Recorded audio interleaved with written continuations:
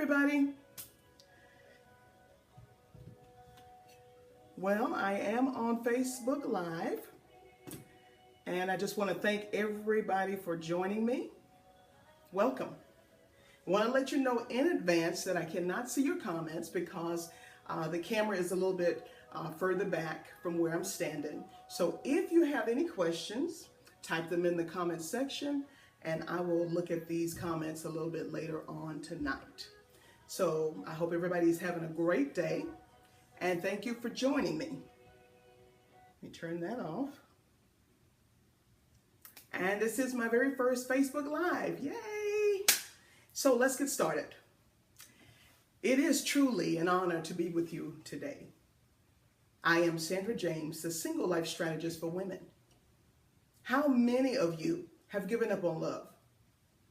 Or maybe you're attracting the most unavailable men on the planet. Raise your hand.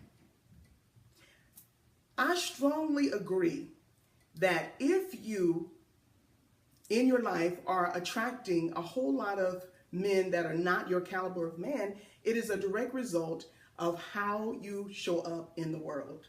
So today, I want to talk to you about the attraction factor. Positioning yourself so that Mr. Right can find you. Your season of change is coming. If you're a churchgoer, you probably have heard that a million times. You know how they say, oh, your season is coming. Just hold on, And I used to think, if I hear that one more time, I don't know what I'm going to do. So I'm sure you're just like me. You are tired of hearing people tell you your season is coming, your season is changing. But what if I told you that your season is here now? Now is the perfect time to meet that quality man that you desire. No more waiting.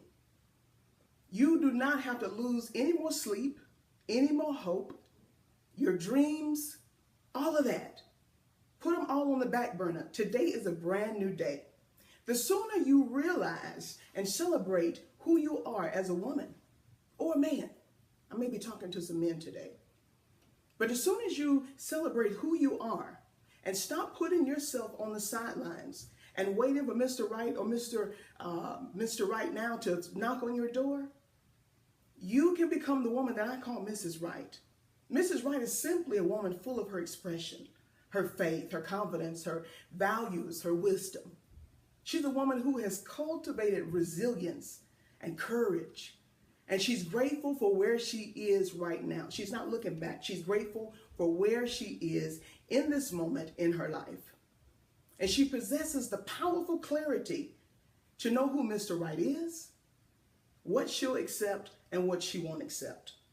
Can I tell you a story? I was driving in my car on my way to a restaurant, and I was getting ready to meet the guy that I call, he was a chocolate bar. And we were on our way I was on my way to Copeland's.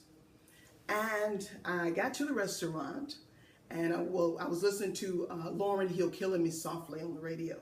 And I got to the restaurant, and I got out of the car. Actually, I did not get out of the car yet. I sat and I waited because my chocolate bar was on his way over to the door to open the door up. And he opened up the door for me, and I said, you know what? This is how you treat a queen. This is how it's supposed to be.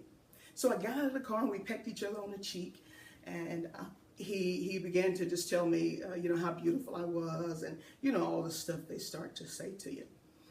And we went into the restaurant, and I sat down, and the lady took our order, and actually my camera is tilting. So we began to we sat down at the restaurant, and Mr. Chocolate Bar started to talk to me, and we were looking in each other's eyes, and he was looking deeply in my eyes and was thinking, he was going to get the cookies tonight. And so we were talking and flirting, and his phone rang. And he didn't answer. He turned it over, and I didn't think much of it. We just kept talking, kept flirting. And then his phone rang again. I said, well, who's calling? He said, oh, it's just my mom. And I said, well, if your mom calls, shouldn't you be answering the phone?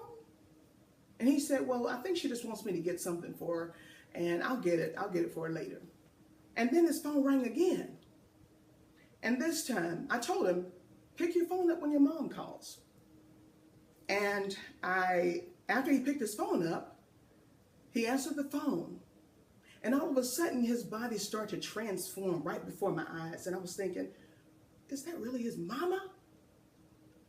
And after he got off the phone, I said, was that your mom? He said, yes, that was my mom. I said, and I didn't tell him that right before my eyes, his body was transforming. He looked at like a puppy, that was in trouble. So this tall, cool, collected man, now he looked at like a sick puppy that was in a lot of trouble. And I began to wonder, and I finally said, are you sure that was your mother? And he said, yeah, that was my mom. That was my mom. And I began to have an internal dialogue with myself. And I questioned myself. And sometimes how you have that gut feeling and you just know what you know. And I got up enough courage and I said, are you married? He said, no. I said, are you married? He said, no, I'm not married. Why would you say something like that? I said, do you have a girlfriend? He said, no, it's just you, baby. I love you. And as we were sitting at the restaurant, I realized that moment he was married, indeed. Very married. Now, what do you think happened after I found out he was married? A, I was devastated and broke up with him. Or B, he moved to another country. Or C, I did not have enough courage to break up with him. Okay, if you said A, you're right. If you said B, you're right. If you said C, you're right. The first thing he did, I could not break up with him, although I did not sleep with him anymore, but I did accept his phone calls, which is still wrong. A few months later, he moved to another country, and I had to cut it off. See, that's when God divinely does something. He intervenes because he knows you're going to mess this thing up. You know about that, right? So what did I do? I found another emotionally bankrupt man. This one was on crack. How can I not see a married man, and how can I not realize that I was dealing with a crackhead? And then I realized after this that not only did I not know what I was doing, I don't know how to pick a man. I don't know what I want in a man. I don't know anything. So I completely stopped dating. I closed the cookie jar. And I gave the rest of my life, that part that I was saving for myself, I gave the rest of my life to God.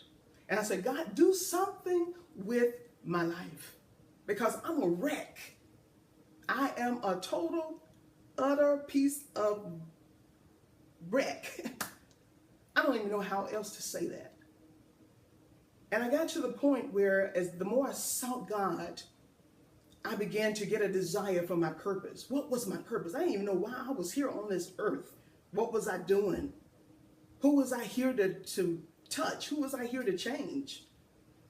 And during that process, I shed a lot of tears. What I'm about to tell you is going to forever change the trajectory of how you meet your man of destiny. You cannot meet Mr. Right until you become Mrs. Right. So today, I want to give you 3 secrets to increase your attraction factor. The attraction factors are those elements or those ingredients that make you more attractive to the opposite sex. They set you apart, and men notice you in a room full of women. I mean full. He'll find you. Don't worry, he'll find you. You don't have to be the loudest in the room. You don't have to wear the super tight dresses. I mean, you still look good. Yeah, look good, but you don't have to try so hard. Let me be clear. Now, you will get some attention if you dress provocatively. That's a given. But ladies, you are looking for a man of substance because you are a woman of substance. So you don't want a man that doesn't have any substance. And if you attract him with eye candy, this is how you're going to have to keep him. What about when that eye candy starts to droop to the ground?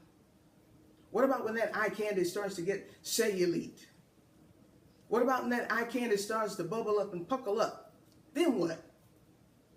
So number one, factor number one, available men tend to run from emotionally unstable women. Remember, women, as you begin to lay out your requirements for Mr. Right, he also has his own list of requirements. And an emotionally unavailable woman is not on his list of requirements. I can guarantee you. I've asked them. That's not what they're looking for. It's your responsibility to get your baggage, your emotional baggage, in check. And it's very unfair to make a man hold him responsible for making you happy. It's your job to bring your best emotional self to the table. There's nothing more attractive and sexy than an emotionally available woman. Ready for love. Ready for love. Factor number two. Independent. Men want you to have some business about yourself. They don't want to be your whole world. They do not want you to forget about your goals, your dreams, your ambitions, just to be with them. If they do, you are actually going to end up in a very unhealthy relationship. He's going to end up being controlling, and you're going to be unfulfilled and unhappy. Do not sit around waiting for Mr. Right to come and rescue you. It's your job to rescue you. Did you get that? It's your job to find out what you're supposed to be doing and do it. Factor number three, keeper of the keys. The keeper of the keys is a woman with power over her body. She has chosen to wait until marriage to have sex of any kind. I mean, any kind. We'll talk about that in another video. But not because she's unattractive or there's something wrong with her, but because she has taken her emotional health and she's in charge of it. Nobody's going to control her emotional health. How many of you are aware that as soon as you start to have sex, it changes the dynamic of your relationship? It changes things. I don't care what you say. It changes the game. And your vision becomes cloudy. And when sex is involved, your glasses turn a little bit rosy. You know those rosy colored glasses? Those glasses that cause you to ignore all the red flags? All them red flags, all those red flags. All you can see is his great sense of humor and his amazingness in bed and his pretty smile and his pretty teeth. And logic goes out the window. You disregard those flags because you have fallen in lust with him. I did not say love, I said lust. Some women believe that if you don't sleep with a man, that you can't keep him. And that's what I call negative chatter. Those are the things that keep you single and keep men looking the other way. This is not going to land you Mr. Right. Are you listening? These are the men, the men that want the cookies before marriage. They don't deserve you. Because if he really values you and he really thinks you're special, he'll wait for marriage. You won't be up and down emotionally because of the illegal sex you're having. Because you know it is illegal, right? It's illegal. What you're doing is you want to cultivate natural, organic relationship that is not built on false emotions and illegal sex. So today I challenge you. If you're looking, Mr. Right is looking for you, but you have to be in a position to be found. You have to stand out amidst all the millions of women that are looking for love. There has to be something that makes you special, something that makes you irresistible, and that he can't pass it up. So I encourage you to start living your life and don't settle for Mr. Right now. He'll do for now. You know he's not yours, but right now he'll do. No more of that. Live a life that's full of purpose and passion and all the things that you love, like babies, vacations, friendships, international trips around the world. Live big. And just when you're starting to have fun, he'll show up. Thank you for watching. This is Sandra from SandraJames.tv, your single life strategist.